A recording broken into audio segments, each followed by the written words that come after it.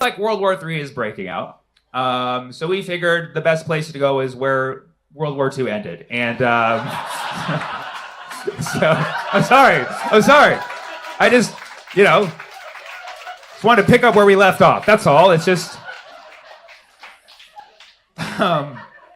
sorry to bring it up. Is it too soon? Can we talk about it yet? I mean, it's been some time. How many? 80 years. Wow, as of last year, huh? So we're at 81. We're getting so old, guys. We're getting so old. Wow, it's been 80 years. Okay, yeah, I think we could have talked about it at 60, to be honest. I think we could have had that luxury. But the last time I was here was right after Charlie Kirk was shot. And it was actually so interesting, and I tell people this because that was my first show in Tokyo ever. It was so memorable because it was the day Charlie Kirk was shot. I scrambled to write these jokes, put it together, brought it to the stage, and I was terrified that people were going to be like sensitive about it. I forgot we're not in America. And so because you're removed, you're here, it's like you don't feel the same way. And so the jokes went over a lot better than I thought. And then it was like a 20-minute set that I condensed down to, and I posted it on YouTube. Literally, like, it went viral within the first, 12 hours. It was at, 1 million views within 12 hours, which for me, for, a 20-minute video, that's probably the best I've ever gotten. The reason why I think it went so viral is because right after Charlie Kirk was shot, suddenly there was this, movement to censor people's criticisms of Charlie Kirk after he died. So everybody was hyper focused on that censorship, and so suddenly people being able to watch a crowd of people laughing their asses off. People were like, "Who are these people? I want to know them." And so the video went fucking crazy viral, and then YouTube took it down within the first 24 hours. Yeah. Which is funny because we hadn't even left Tokyo by the time they took it down. We posted it. We filmed it the first night I was in Tokyo. I was in Tokyo for 3 nights. We posted it the second day I was in Tokyo, and then it was just going crazy viral. And then me and Chai went to the airport. We were gonna fly home. We were gonna fly back to Hawaii, and it was one of those flights where they're like, "We can upgrade you to first class for $1,000, both of you," which is a lot of fucking money. But usually upgrades to first class are $3,000. So me and Chai, brown dudes, were like, "Fucking bargain, dude." And the video is doing so well, and YouTube is the only app that I'm able to monetize on. Facebook blocked me and shit. So I'm like, dude, based on those numbers, let's do first class, man. So if you ever thought you were bad for laughing at a Charlie Kirk joke, I'm the fucking asshole who just made a bunch of money off of him. And then I'm like, Chai, let's pop some champagne and ride first class. Give it up for our boy Charlie Kirk, right? So we get the upgrade. We go to the lounge. We're getting ready for the time of our lives, and then we sit down, and I see that YouTube removed the video, and I was like, "Can we downgrade back to coach? Is that possible?" So yeah. Anyways, I'll never forget. So after that time, I realized this is a great place to talk about important things that maybe you're not going to get the same level of feedback in the United States. Because you guys are also smart. You're a lot smarter than the United States, too. So it's you're going to get the jokes quick, and you're not living in a constant state of, I don't know. I was going to say anxiety. We all have anxiety, and I see it. I've walked around the streets here. You have anxiety, but it's controlled anxiety. You know what I mean? You're able to manage it. And you guys have depression. Trust me. I feel it, but you also know how to you direct the depression inward like a responsible fucking adult. You know what I mean? You're not lashing out on people in the streets. I walk around Tokyo, I don't see one person I'm like, that person's an asshole. I can't spot a single asshole. I know they're there, but they're they're not showing it in their face, And that's the kind of responsible asshole I like. It's funny because I told this joke in the United States many years ago that did not go over well. And you'll see why. But I think you'll like it. But this was in 2015. This was 11 years ago, and I was performing at this place that I regularly perform in Hermosa Beach. It's a club that I really love, but the audience can lean a little bit more conservative. And on this day, it was announced that the last survivor of the Pearl Harbor attack had passed away of old age. Yeah. So yeah, it's not like they finally got him, but but he was the last one who had been there. And he was the last one to remember it, and he finally passed away of old age in 2015. And so I told that to this audience, and then my punchline was, so does that mean the Japanese won? so yeah, they fucking hated it so much. It was crazy because the set was going so well until that point. Like, they loved me, and then they're like, nah. Honestly, I thought you guys would have liked it more, to be honest. I thought you would have been like, yeah, we did it! We fucking did it! But yeah, that crowd did not see it coming. Kind of like Pearl Harbor, but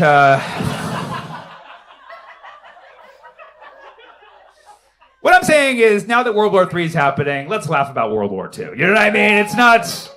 I think this is the time. You know, and don't get me started on World War I, but those people were hilarious. So you know, I don't know, you know, how much you've been following the last week, but the United States and Israel, which is basically like the same thing, launched some military strikes on Iran. Okay, and yeah, and they did this on a Saturday, which is like, this is now the day that they decide to have war, and it's so obvious. They do it because of the stock market, right? The stock market closes on Friday and apparently has no fucking memory by Monday. You know what I mean? It's like, okay, I get it. You don't want the market to crash right there, but don't you think Monday morning people are like, hey, didn't we have a war this weekend? Maybe we should lower stock prices a little bit to reflect the sheer panic and anxiety. Like, no, dude, that was fucking Saturday, man. A lot of good things have happened since Saturday. But you know, there's probably other reasons for it too. I mean, Saturday is classically a day where people around the world, and especially in the United States, you know, they take the day off. And they like to get their mind off stuff. They usually don't watch news. So it's like a great day for us not to notice. But little do they know we're depressed and chronically online now. So they're probably having fun with their family. Like, fuck you, we hate our family. You know what I mean? We're watching the news every day. World War III is happening, okay? And some people are like, no, it's not World War because there's not enough countries. How many fucking countries do you need to be involved for it to be a world war? Like, if you just give me a number, like if it's over 30, I think we've already fucking reached that. Right? If it's 40, we're getting close. Okay. So you tell me if what the world is, it like all the countries have to be involved? Like, do your part, pick a side. It's World War III time. Okay. But make no mistake, the United States wants Iran's oil. Okay. Iran has the world's third largest oil reserves. Okay. Coincidence? No. Okay. There's like coincidences don't happen in the world of oil. You know what I mean? Okay, so if you want to know who has the most oil in the world, it goes like this. The number one oil reserves is Venezuela. Not sure if you've heard of them in the news recently, but they're a state in the United States, and they I'm just kidding. Not yet. But Venezuela has number one, and it's by a lot. Like, they have the most oil, and that's why we went for them first this year. You know what I mean? Like, you know, Trump was like priorities. That, like, they didn't even wait till like the 4th of January. It was like they literally did. It was like New Year's Day. They're like, Venezuela. You know. So that's number one. It's something like 300 plus billion barrels of oil, which apparently they can only extract very slowly. So it's going to take a long time to get all the oil. So yeah, none of us will ever like actually live to see all this oil be exploited. So you can only just think of it as they just drill it very slowly and look us in the eyes and be like, yeah, we took the oil, but we're taking it very slowly. You know, can you imagine if any other robbery happened that way? You know, like somebody's like, give me your wallet. And you're like, yeah, I just have a bunch of change. And they're like, well, I'm going to take it one by one. One by one, let me put it in my bank account. Okay, just wait. It takes a while for the wire to transfer. Okay, next one. And then just doing that until you fall over and die of old age. Like you were a survivor of Pearl Harbor. Now listen, call back. Venezuela is number one. Number two, the second largest oil reserves are in Saudi Arabia. Okay, but the United States doesn't mess with Saudi Arabia. They're our ally because they helped us with 9/11. So I wish it weren't true, but okay. So that's number two. We have and the Saudis, the Saudi government, they're our puppet government. Like that's us. You know, MBS, he's ours. You know, so we own that shit already. And that's why, like, it appears that Saudi Arabia has their own oil thing, but really it's like, you know, we can just hit them up anytime, be like, you got some of that drip? Okay, and so that's number two. Number 3 is Iran. Iran has a shit ton of oil. I mean, to be the 3rd largest oil reserve holder in the world, you got to have a lot of fucking oil. And so, we've been eyeing them for a very long time. And so the United States, for decades, has been doing so many different kinds of operations to figure out how to get that oil. Okay. So again, they do not have the most oil reserves in the world. Venezuela does. Okay. But they're the ones that have been playing hardest to get for the longest time. And that's why it's we're ooh, you love to play hard to get, don't you? You're giving me a challenge. So that's why Iran to us, the United States, is the final frontier. We're if we can get them, we can get them all, right? Because Venezuela was just in and out one day. All right, Maduro's dancing, cool, we're having fun, he's in a prison, right, whatever. But Iran, they've been working on this. Well, that's kind of downplaying it. They worked on Venezuela for decades also, but they had it right to that point where it was easy for them to go in and do that. Iran, on the other hand, but I feel like a lot of people looking at me when does the comedy come? It doesn't. So yeah, I don't know what you were expecting when a fucking world war is happening. I don't know you were expecting actual jokes.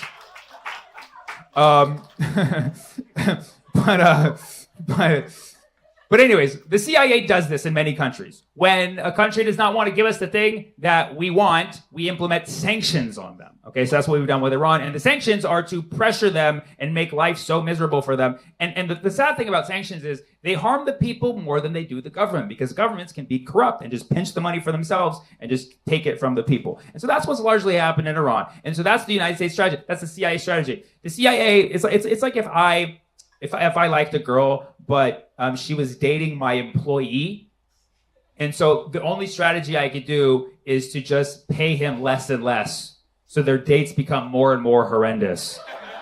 And then one day I finally slide in, ever been to a Michelin star restaurant? That's what the CIA does. Okay, so they've been doing that in Iran for a very long time because they're number 3 in oil. Number 3. Number 4 is Canada. Okay. Soon to be the 51st state of the United States, if you've heard the rumors. Okay, so we've already been planning that for the longest time. Well, that's Canada's the one. Our strategy for Canada was we're gonna friend zone them. We're buddies, and then one night we're how do I slip my tongue in? That's what they're doing right now. And then number 5 is a country called Iraq. I don't know if you guys have any recollection of them and us, but I don't think nothing I can remember personally. But so yeah, it's by design. When you see that the top 5 oil countries are an obsession for the United States, you fucking know it's always about the oil. Case in point, okay? We're trying to pretend. Here's the things they're saying about Iran, which are these things are partially true, but they're bogus reasons. Number 1, they're saying Iran is making nukes. Okay, they're saying Iran is making nukes. Netanyahu said that Iran will have a nuke anywhere from between 1 day to 1,000 years, depending on what mood he's in. It's like a mail delivery window. It's yeah, well, just be home, okay? Just be home.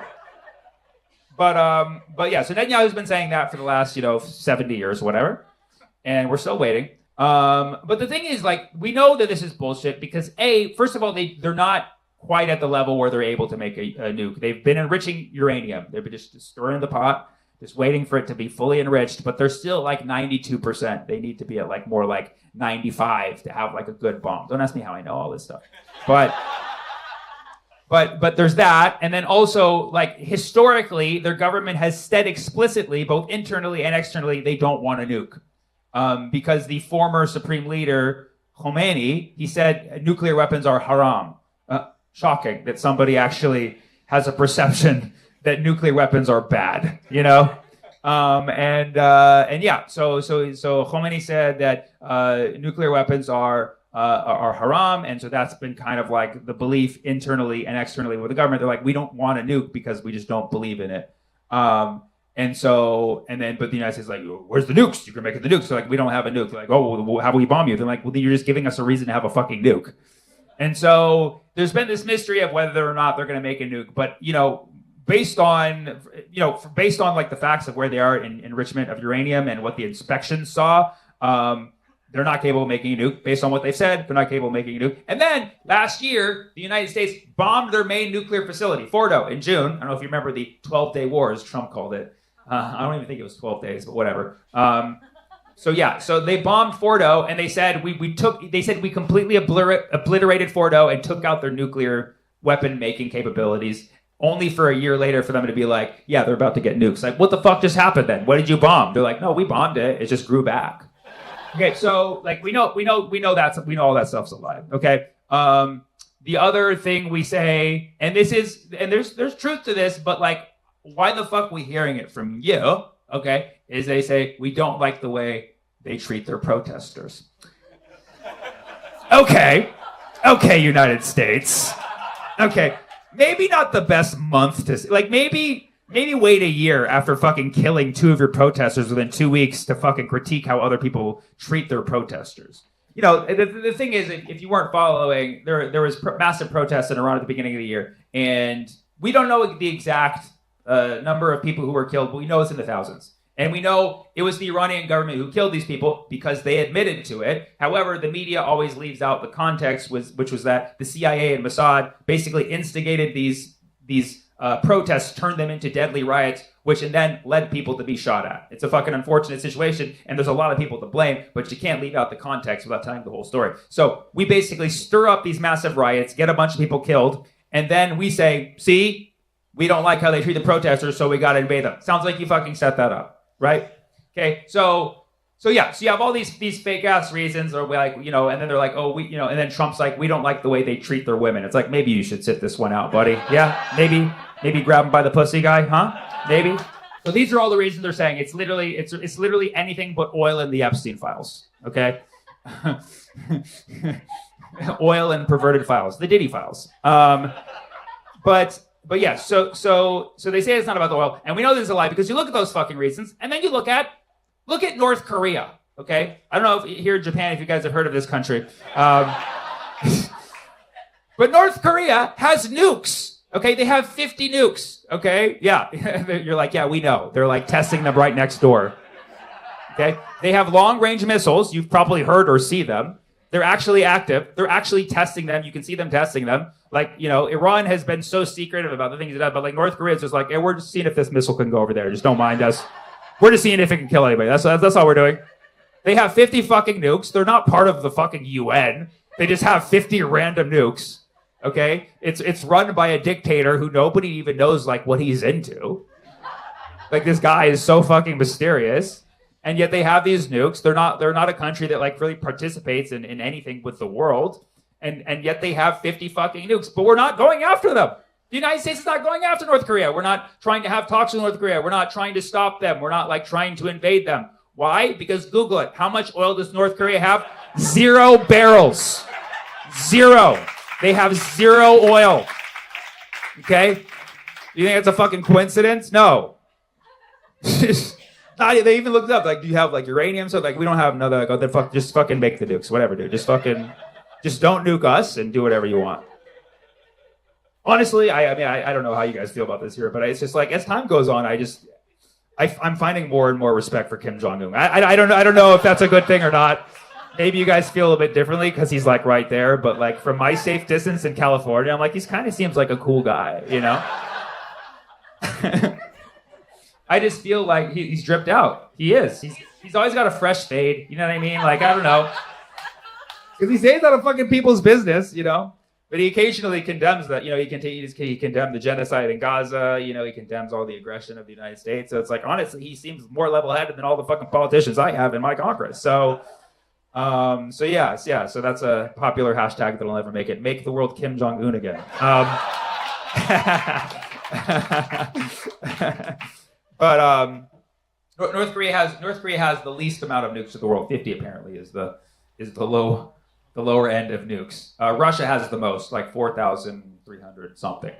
Yeah, and the United States is in second place with like 3,000. That's why we don't fuck with Russia, okay? Because they got like 1,000 more nukes than us, which is like, you know, I think we could end the world 1,000,000 times already with the nukes that we have, but they're like, we can end it 1,000 more than that. The United States and Israel, they bomb Iran, and now, you know, they took out the supreme leader, Khamenei, okay? They took him out on the first day, obviously in a breach of international law. You don't just fucking murder people's leaders, even if people don't like him or they are responsible for some, things that they've done. You can't just kill them like that. There are rules to this shit. But they did that, and obviously Iran didn't stop at that. Like that's how you can tell the difference between a country who like loves their leader and doesn't. That's how you know they love the leader, because if you look at Maduro's government, right? They came in the middle of the night. They're like, the 50 guys are like, we're going to take Maduro. They're like, all right, go ahead. And then just fucking left. And Maduro just fucking danced out of there.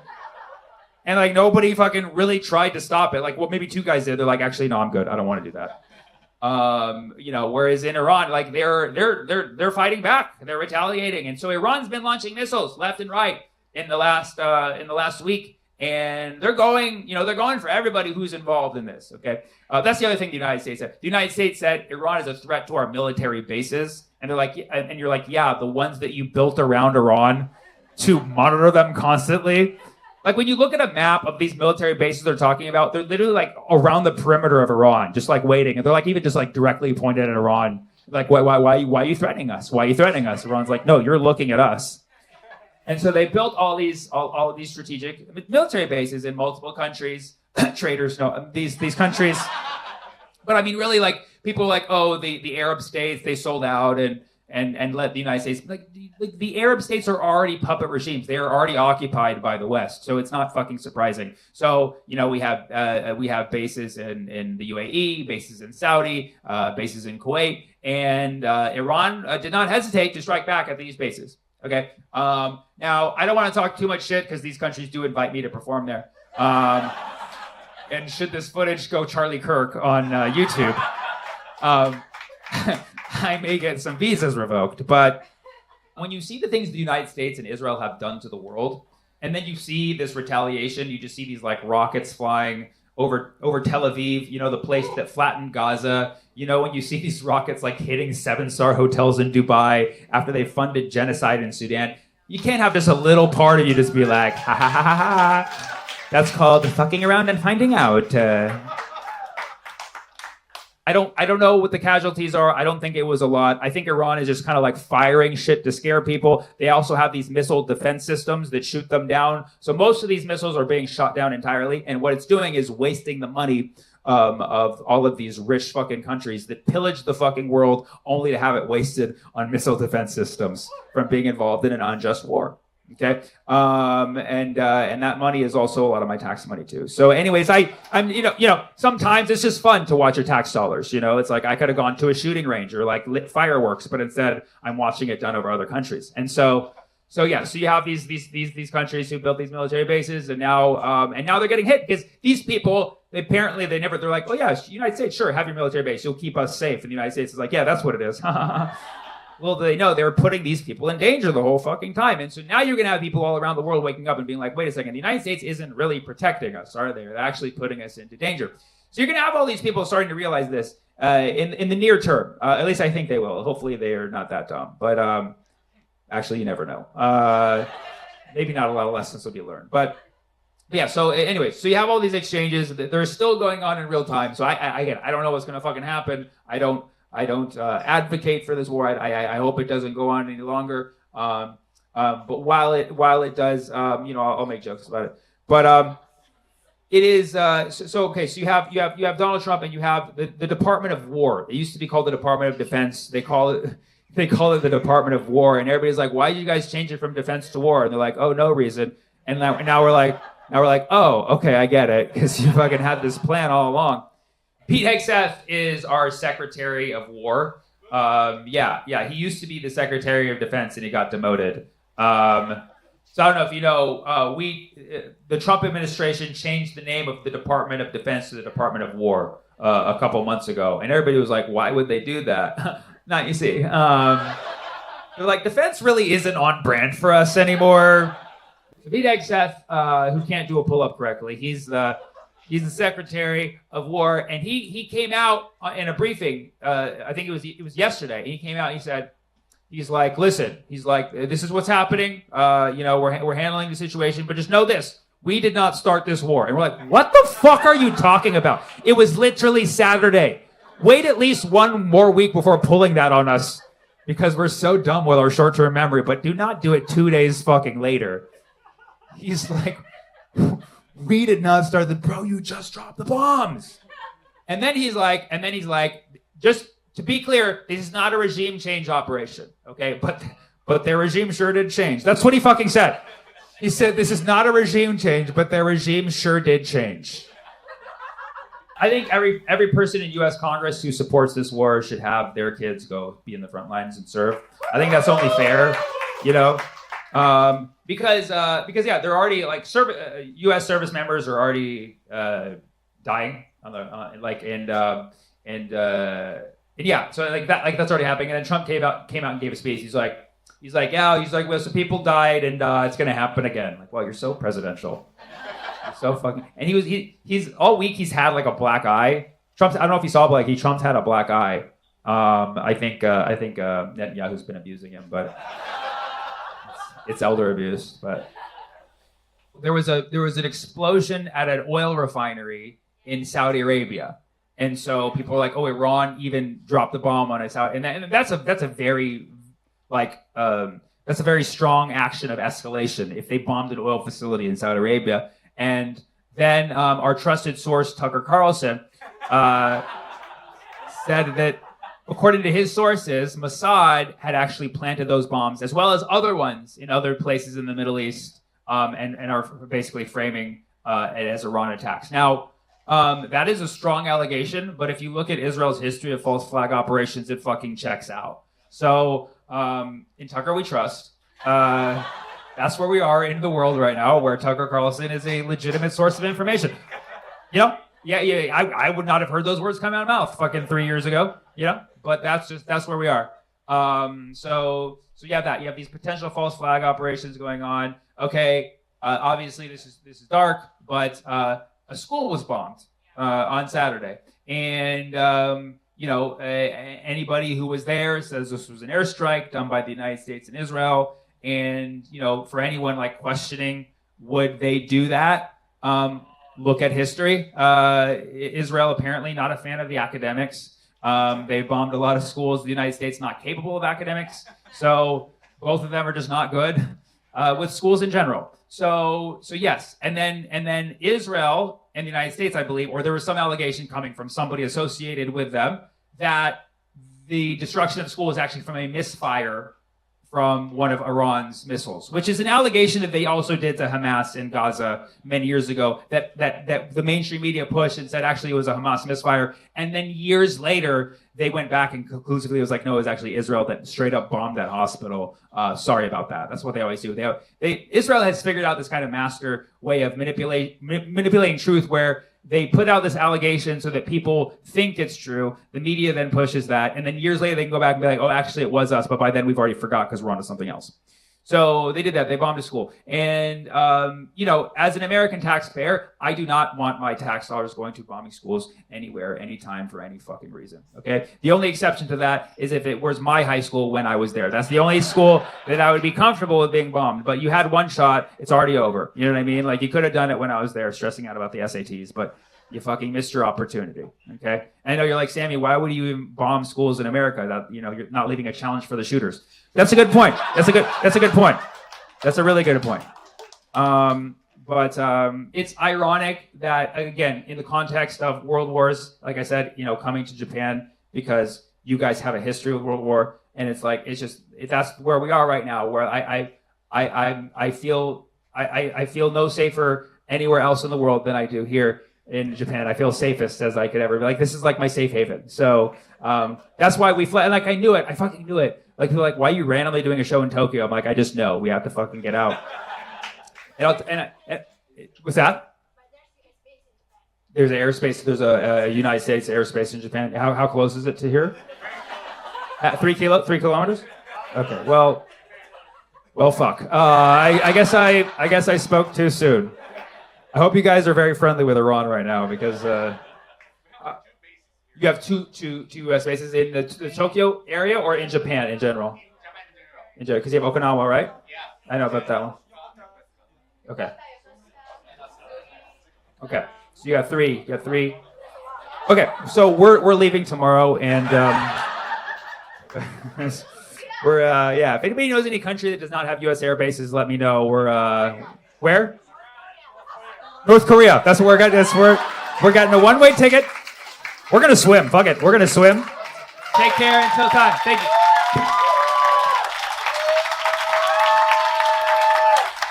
Give us stuff that's not on YouTube. You had to say that publicly. That is completely invalid. This whole night, I've been performing in a library. You guys don't know. All right, Geneva, how we doing? Yeah, that's actually better than I thought. Amazing. Geneva, best city in the world. Just wanted to see how much you love yourselves, that's all. Beautiful. Though it's nice. It's nice to be back in Switzerland. We haven't been here since Saturday.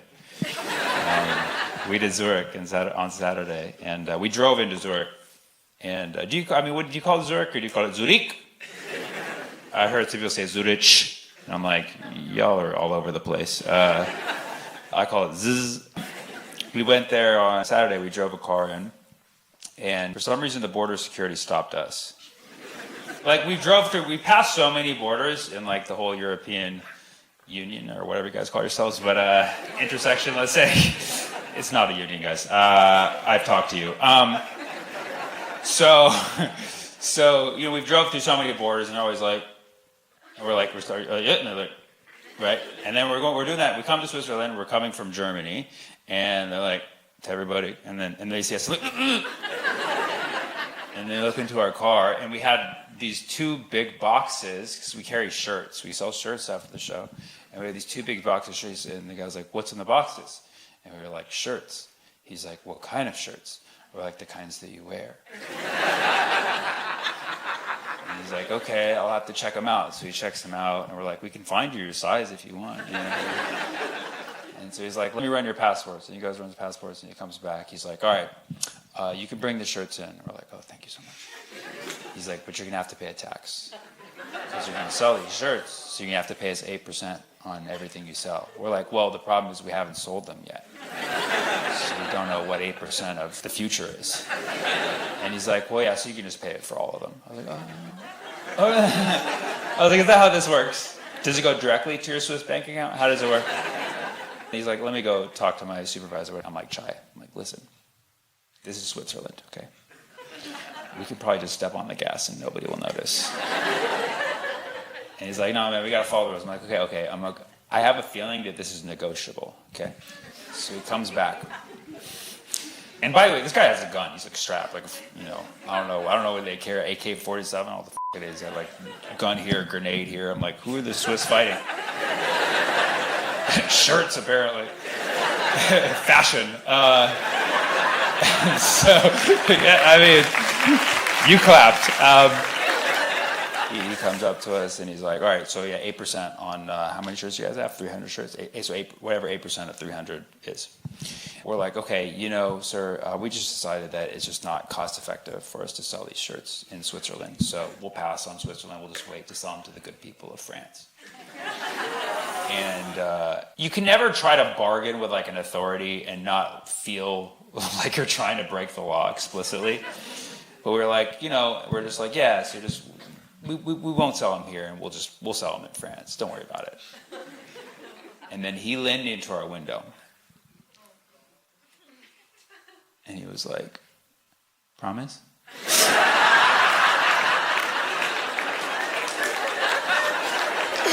I did not think it was gonna be that easy.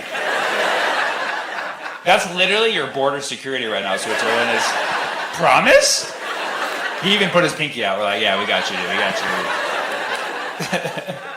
So yeah, you guys are not safe at all. I'm pretty sure I saw 3 trucks of explosives pass by, and they're like, "No, we promise, we're good." We went on through. We came from Paris today. It's good. We had to get out of Paris. People are too stressed there. They're too stressed, even though they do nothing. I mean, you know, you guys kind of have that vibe here a little bit. But like, you go to Paris and you take like a taxi or an Uber, they get stressed out about making turns. Like, this is your job, but they'll be like, sacre bleu, left. It's like, yeah, just make the turn. That's what you signed up to do. So it's nicer to be here in Geneva. Everybody's more relaxed. It's just kind of a very calm existential identity crisis. It's more of my vibe. But I haven't even released the jokes yet. I still have them on my phone. I'm going to edit them at Mom's house later. Do you guys want to hear the jokes? Yeah. Okay. All right. Okay, cool. 10 people is enough. Great. Love my library crowd here. Some of you are like, he'll just do them anyways. Or like, yes, you made that a sum. Yeah. Thank you. Not on YouTube. What's that? Give us stuff that's not on YouTube. We haven't all seen you. Whoa, hold on a second. So, of the things that I did tonight that's on YouTube, it's literally just the Charlie Kirk thing. Like 2 of the Charlie Kirk. Oh, you're just joking. Charlie Kirk stuff was on YouTube. Yes. And what? And what else? Name it. That's it, exactly. Literally 3 minutes of the Charlie Kirk chunk that I did, of the 90 minutes that I'm performing for you guys, was on YouTube. And you had to say that publicly in front of my dear Geneva friends here. Because they don't, you have to understand, you've been watching my YouTube, which thank you for that. Most of them have not. And so when you say that, most of them are assuming that I'm literally regurgitating everything that I did on YouTube, when literally it was 3 minutes in the Charlie Kirk section. None of the other I've done on YouTube has been. Can you name anything else? Was it Hi, I'm Sammy? The Singapore joke was not done on YouTube. The Isosceles triangle joke was not done on YouTube. The Tylenol thing was not on YouTube. It was literally just 2 parts of the Charlie Kirk thing, and that's it. The Cash Patel is part of the Charlie Kirk thing. No, hold on. No. Listen, this whole night I've been performing in a library. And finally I'm getting some critical feedback that is completely invalid. Okay? If I'm up here for 90 minutes and you hear 3 minutes of something you already heard, okay, and you have to point that out in front of everybody, okay, go back and watch YouTube again tonight. And then send me a message tomorrow and say, you're right, it's only 3 minutes. That's all I ask. That's all I ask. Okay? All I ask is that you stay up all night watching my whole YouTube. That's all. I'm not asking for a lot. You're never coming to see me again, are you? That's fine. That's fine. But honestly, one thing I require from my audience is just to know what they've seen and what they haven't. Or not know at all, okay? But I don't need people assuming that things that they've not seen that they have seen. Do you know what I'm saying? You know what I mean? Like, I've seen this before. Like, no, it's not deja vu, motherfucker. I am performing fresh material for you, okay? Anybody else have any questions?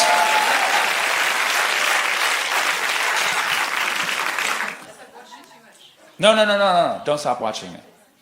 Keep watching. I'm sorry, I must have watched you too much. No, I know. I'm saying don't be sorry. Keep watching me. Keep watching me. No, you're a good fan. You're a good fan. If I come back next year, it's either going to be everybody but her or only her. And I don't know which one yet. Okay? So, anyways, I always like to have a portion. If you see my YouTube, you know I ask this question. I always like to have a portion of my show where I ask the crowd, is there anything I haven't talked about tonight that you'd like for me to talk about? Yes. You haven't talked about Cash's girlfriend. Cash's girlfriend. Sure. Cash's girlfriend. Cash Patel, the head of the FBI they were talking about earlier. You can go see it on YouTube. Cash Patel has a girlfriend who people have a theory that she's a honeypot operation, that she's not his real girlfriend, that she's really just there to get intel. Now, this could be true. It could be false. If it is true, and what I said about Erica Kirk's true, man, a 2 for 1. Must be a Valhalla thing. The thing is that, you know I like conspiracy theories, and you know that I like to examine factual information, but the main argument that people have for her being a honeypot is she's like, look at him and look at her. And I'm like, okay, that's not a bad argument. But like that's like the main argument, because the other one is she worked for a company where I believe like the head was like former IDF or something, and they did some kind of Israeli intel thing, which is like, sure, that's something to look at. But his girlfriend herself, there were some people like saying that she was the head of the company and she was not. She just, but I would say the strongest argument with Cash and her is to look at her, look at him. You look at them and be like, yeah. Obviously looks aren't everything. Like sometimes some people who are objectively good looking do marry or date people who are objectively not good looking. But usually those people who are objectively not good looking are good at what they do. Okay, so you gotta factor that part in, that it is very suspect, because if he was like the best head of FBI ever, like you'd get it. You'd be like, yeah, of course, dude, he can bag a baddie, But he's Cash Patel. What else? The UN and the Louvre. The Louvre! The Louvre, my Louvre! My poor Louvre. We were in Paris when the Louvre got robbed.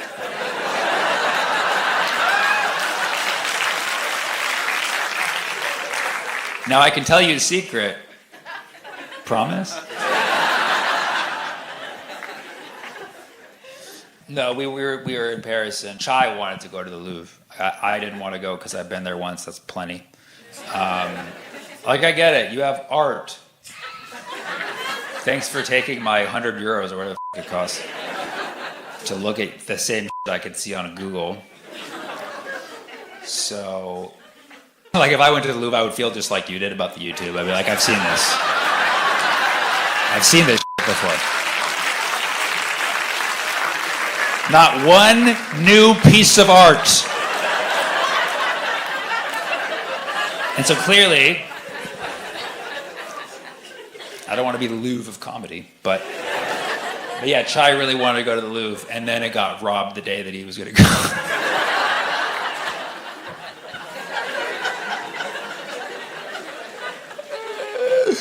So he just went to the Eiffel Tower 5 times. What did they take? The jewels? The crown jewels? Jewels, earrings, necklace. How do you guys know so much? Do you know what the total worth of it all was? 88 billion. I think somebody said 88 euros. That's less than the price of a ticket. 88 billion euros? Million. 88 million. I say billion is a lot. 88 million euros worth of merchandise stole from the Louvre. Well, we know they didn't come back into Switzerland because they would have paid 8% tax.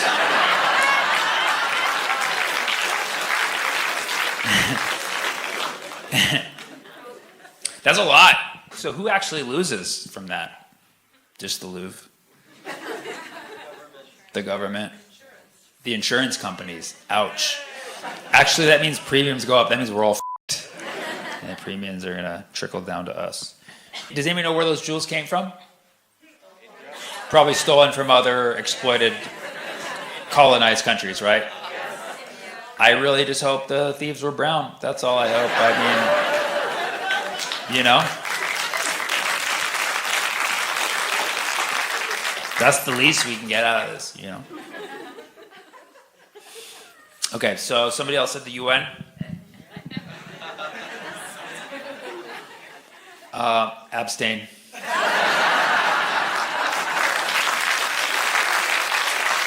I mean, I know this is like a UN city. Do you guys have like a headquarters here? Is it the main headquarters? No, somebody said no, somebody said it was just not the main one. It's one of them. New York is the main?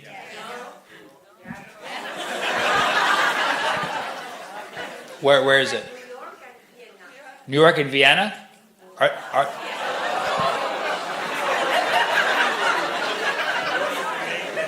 What's that? New York is the main headquarters. Geneva is the European headquarters.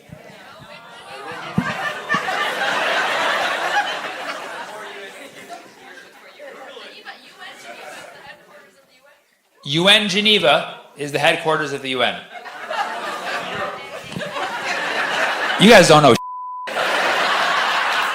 There was a time where I thought you guys were at the library. You've been demoted to browsing at the bookstore. I have never had more lack of consensus. What are you guys, the UN?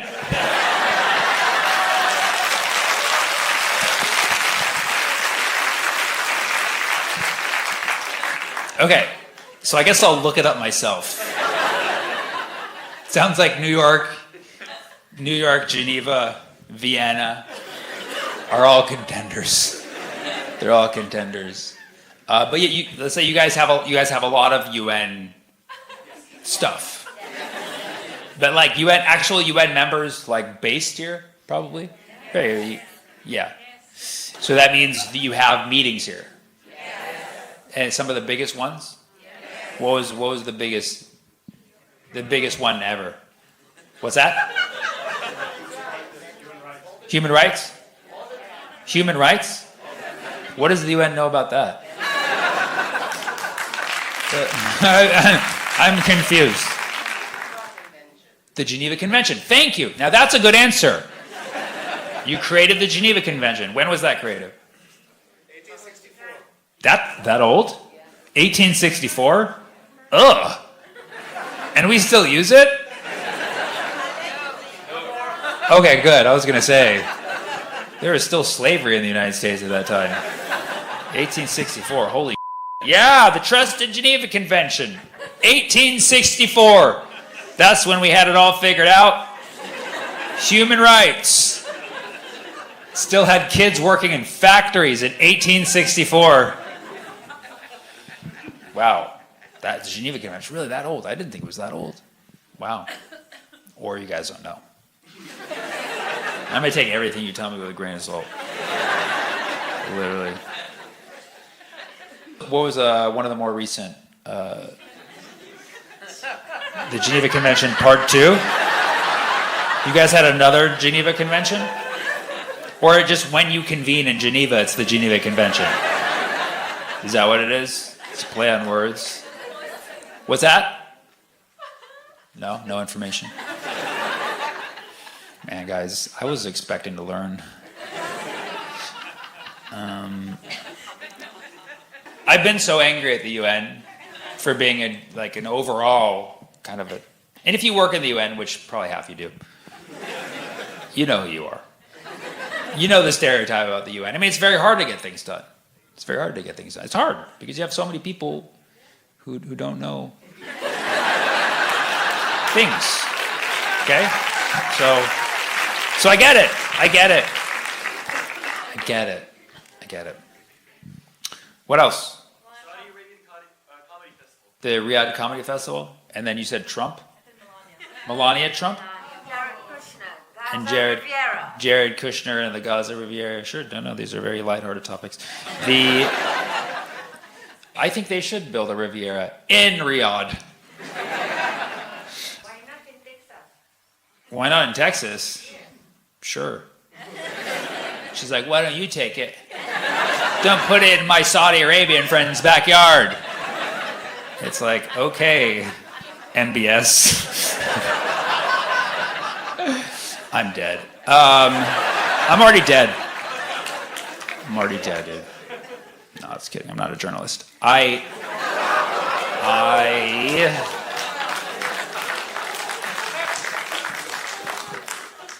did not get invited to the Riyadh Comedy Festival.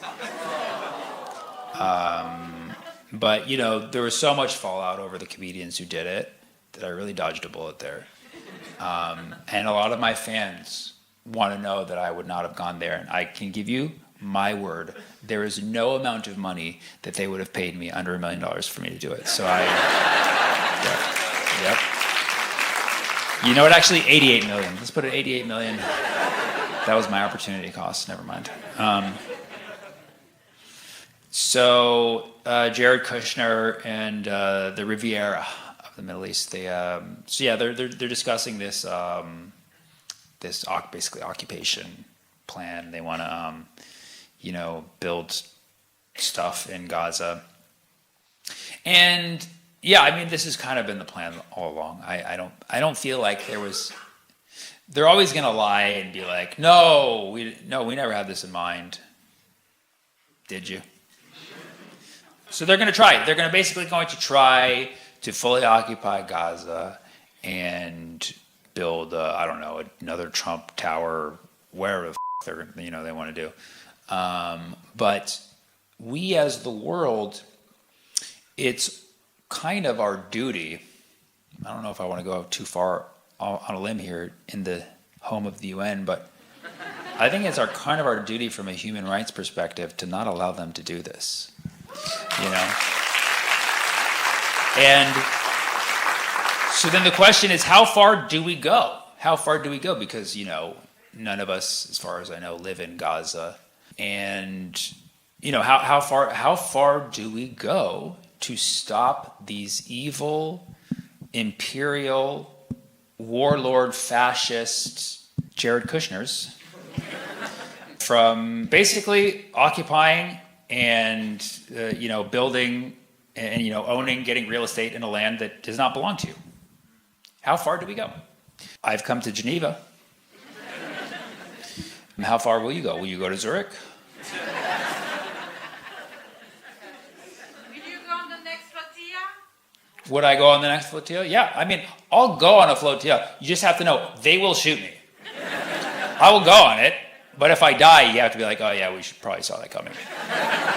They don't let Palestinians go on the flotillas. What's that? Okay, so they let one. That's it, right?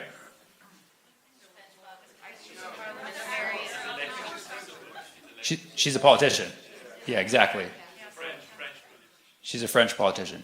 But they don't, yeah, so correct me if I'm wrong. So, yeah, I mean, I'll go. Just know that if I get shot, it's on you. Like, I look like their target practice. It's not good. So, yeah, the question is, how far will you go? How far will the world go to stop this? And there was a bit I was going to tell, but it's been on YouTube, so I'm not going to do it. So we're at a critical crossroads now, because they're going to claim this was a ceasefire when really it's just entering phase 2 of the plan to occupy Gaza. And so the question is, how far will we go to stop them? And it's a collective effort. It's going to take a lot of people to decide that we will not allow this. But I know I, for one, will not stop talking about this until they cut it the out and get out of lands that are not theirs.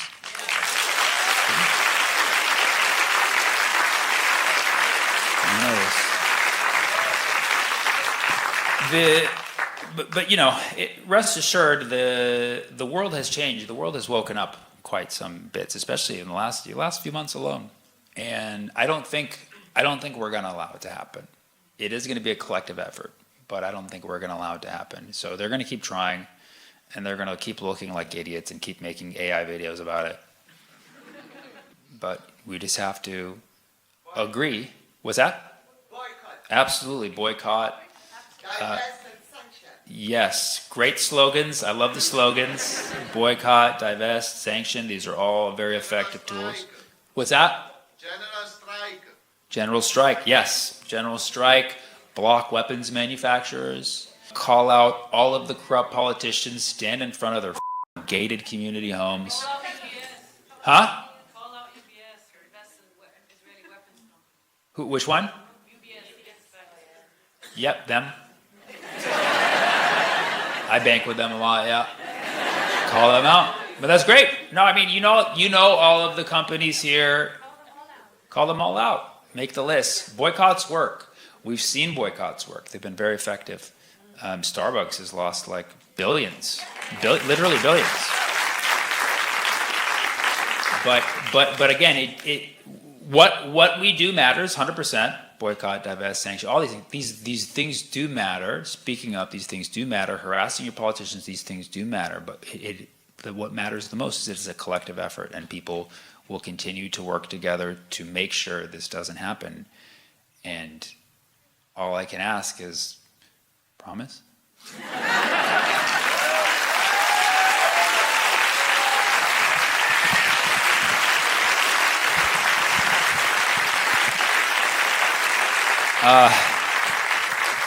Melania Trump.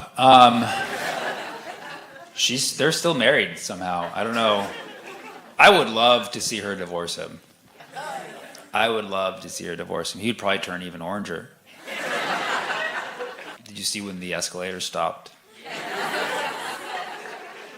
It was crazy, like watching them. Like Trump was just dumbfounded, and like she kept going, which was like a symbol of like, I need to get away from this guy. You could see it. You could see it. You could feel that vibe. I think soon their end is coming. Melania and Trump, and then Brigitte and Emmanuel. Yeah, no, high school romance can only last so long.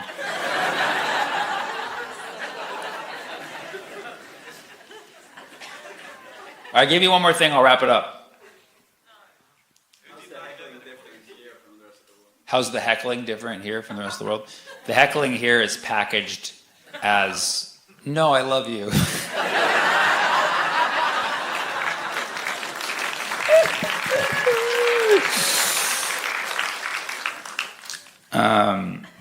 It's less aggressive. It's more passive aggressive. Well, is something else over here? APEC money? Oh, APAC money? Yeah, I haven't taken a lot of it. Did you see the Gavin Newsom podcast interview where the guy asked the guy was like, I would never vote for a politician who took $1 from APAC, and Gavin was like, interesting. That's what came out of his mouth. Interesting. You know, back in my day, 5-10 years ago, like APAC has always been like something me, my family, circle of people who are into this issue have been talking about. It's now a mainstream topic. It's crazy. Never thought it would get here. And now, literally, like, the Americans are so aware of what AIPAC is, and those who know now, they want it out. They want it out of the system that's affecting our democratic process that we don't have anyways. But yeah, so it's really cool that people are finally waking up to AIPAC. There was I believe a Democratic senator or congressperson who he disavowed AIPAC money. He's like, I'm not taking AIPAC money anymore. And I think you're going to start to see that as a trend with politicians. And you now have like Zoran Mamdani, who's about to win New York City with zero AIPAC contributions. And it just shows that it's possible. It's possible, and that we won't tolerate this level of corruption in our political system. And so I'm going to start a Palestine PAC.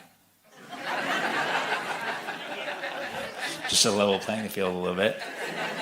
And I'm going to be spending millions of dollars, literally millions of dollars, to get pro-Palestine politicians to really get our voice heard in Congress. And maybe we don't have the same budget as AIPAC, but we literally launched Palestine PAC on, I think it was on Saturday, and we have a budget of $88 million.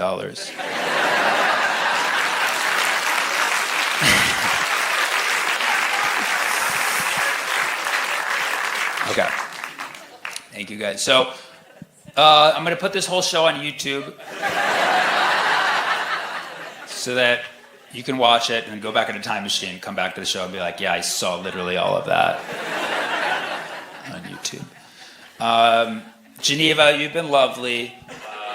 I learned so little and yet feel so much wiser. I definitely know like the top 3 cities the UN might be in. I definitely know that the Geneva Convention at some point happened. So I'm like, I just feel really rich information. You have a what? A Karen? Who's a Karen? Who? Who's Karen? Who's who? This is the kind of act like that you just when I was making fun of you guys for being confused off of the lack of information that I was getting, it got somehow instantly worse. And aside from not knowing what the fuck we told you earlier, we have a Karen. A what? A Karen. A what? A Karen. We have a Karen. We have a Karen. What? A Karen. Karen. Karen. A Karen. Don't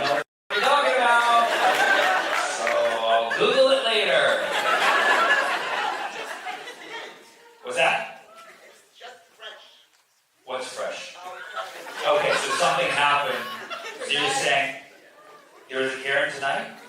You got a Karen? Where? Where was the Karen?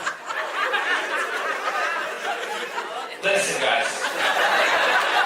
You may not be the best at communicating, but what matters to me is in your heart. You might not be out there studying. You need Karen, okay? You knew that. I hope to see you guys.